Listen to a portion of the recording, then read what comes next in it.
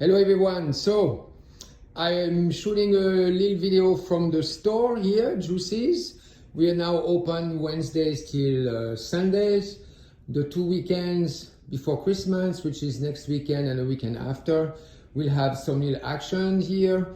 When you come between Friday 5 p.m. to Sunday 5 p.m., you'll get, if you'd like, you can have a glass of water with a slice of bergamot. You can have a Sauvignon Blanc that I picked from a wine store across the street, very fresh, or you can have a little bit of blackcurrant cassis juice. Now, today I want to explain the high-tech labels that we have now at the zoo. We just received the new ones with, you see here, the QR codes on them. But also, even if you don't buy the zoo, that is going to give you an idea of everything that goes in a fragrance and everything we don't think about. And stuff, for instance, that we disclose when we are in music, when we are in publishing, and then in perfumery, we don't do it. So I've decided to do it at the zoo. And so number one, you see here, that date here is the vintage of the oil. So you know that in a bottle of fragrance, what we do is that we take oil, we mix it with alcohol to make the solution that you wear, whether it's a Chanel, a Guerlain, or a Zoo, or whatever. This is how it's done. And you know the concentrations between a cologne to an EDP or a perfume, they go higher and higher. And so when we say it can go from 3 grams of oil into about 97 grams of alcohol, then you have a 3% solution. Then usually you have to put some water because you cannot have 97% alcohol, but that's a different story. NEDP would be between, depending on the brand, between 15 to 20, 25%. By the way, level is not related to quality nor to intensity. But of course, the brands that are doing EDPs at EDTs at 12 for women, they also have that. Men's get smaller concentrations, lower concentrations than ladies. So that's yet another story you see often in commercial perfumery. Voilà. So here, what I'm saying is this is the age of the oil. So this would be a 2021 oil made in the factory, which we dilute at the zoo. We dilute within days, weeks, sometimes months in alcohol. So the alcohol solutions are, let's say, quite fresh. And here you have the date of the oil. And then oil, usually some factories approve oils right away for 2 years. Some factories for 1 year. Usually when I resmell, I can prolong that for, let's say, another year or 6 months, but that gives you an idea. And I know a lot of oils after 3-4 years are still very good. In alcohol, it's a bit different, but you know, if you buy vintage perfumes, such as, I need to do a bit of advertising, I was told. So you see, this is a vintage, and yesterday we had visitors and they noticed the top note is a little bit passé. Well, yeah, because this probably the last production was 10 years ago and it's been sitting in alcohol for 10 years. So you know, when you buy those vintage fragrances, we have another 2 here at the zoo, like this one has been also discontinued for a good 10 years. And this one going on and off, we don't know. By the way, the wax would preserve the oil better, but better than the alcohol if it doesn't evaporate. So cover your candles if you want to keep them for a long time. This here, what was I saying? A vintage perfume, you know, when you spray, it can go off a little bit, and after 5-10 minutes, these off notes are gone. Usually they're very volatile, and Divine is telling you it still smells good at the end, and then on skin it's just fabulous. All these vintage fragrances, you know very well, those back notes, they work like a wine, except usually in the back it doesn't become so acidic, it just evaporates.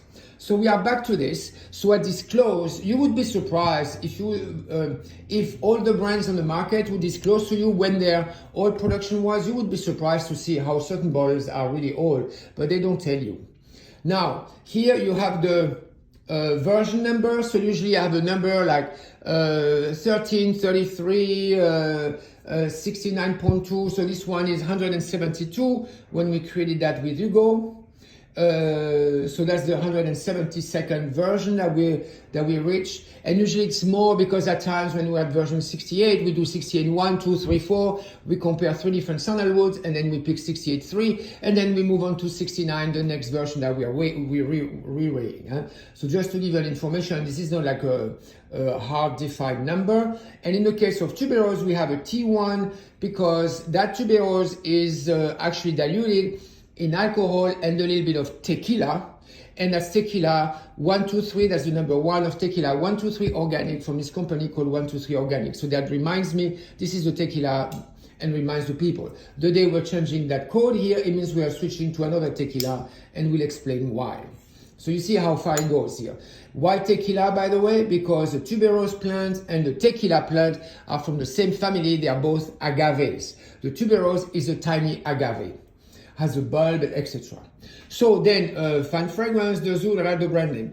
Now, in the detail of the ingredients, I know I'm cheating a little bit, but so I put the allergens, and I also put some natural ingredients that are actually in the formula.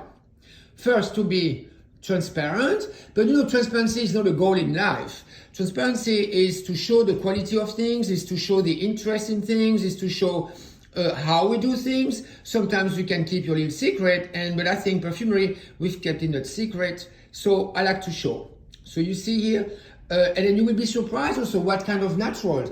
You would be very much surprised to see what naturals are in the fragrance, what naturals are not in the fragrance, especially in the commercial brands. And also I want the public to start getting used to names that are very common for us, such as Angelica, we have here.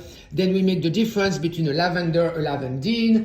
If you're a perfumer, a connoisseur, right away you should ask, do you mean lavender or lavandine? It's two different words. I like them both very, very much. And it's true that a good lavender is more expensive than a good lavandine. That is correct, but there are some stuff you can do with lavandine, you can do with lavender, etc. I love them both, etc.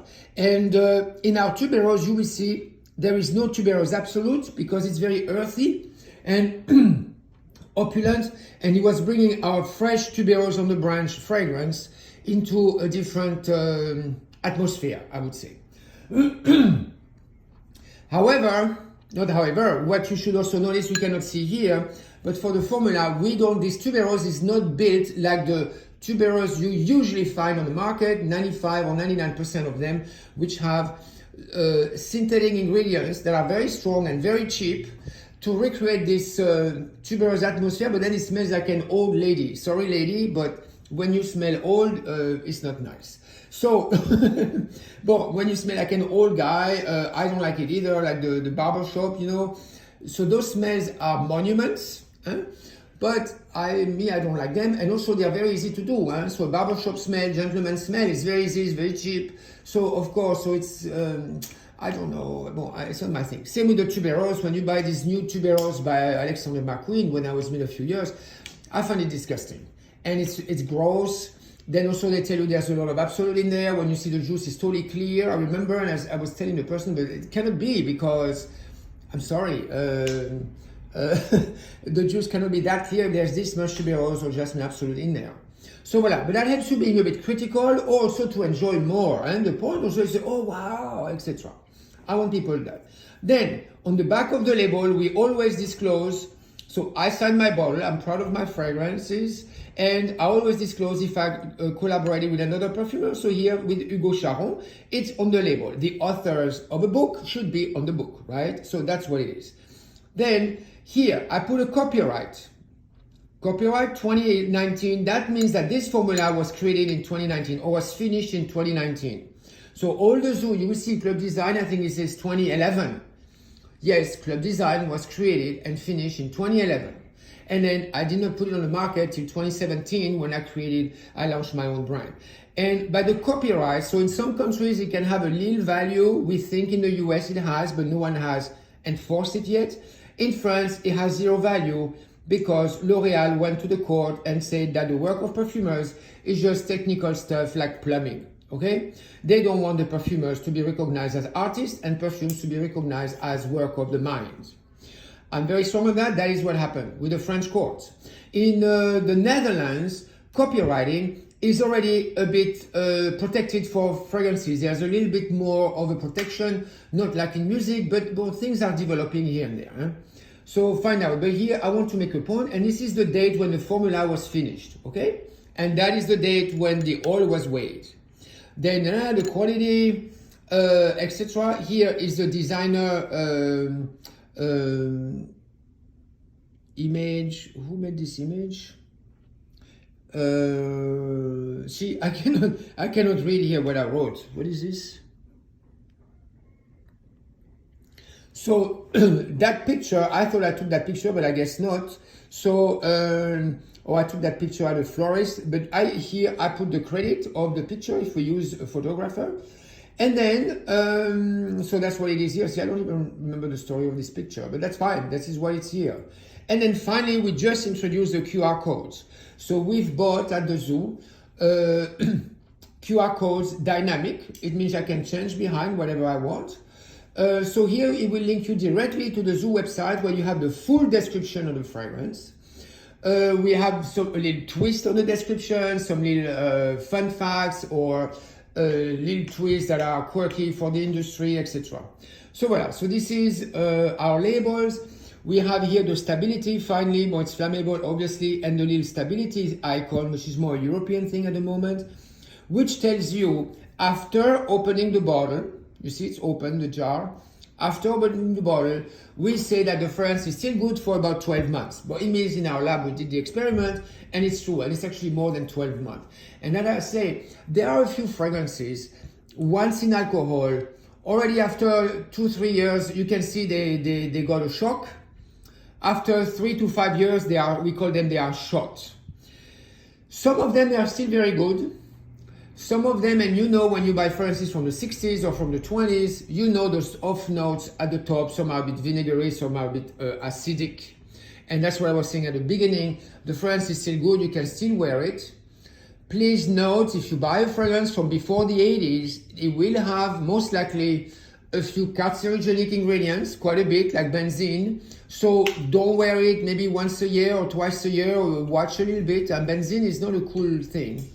And then, I don't know, I'm not a scientist here to say, if you ask the toxicologists, they will tell you no.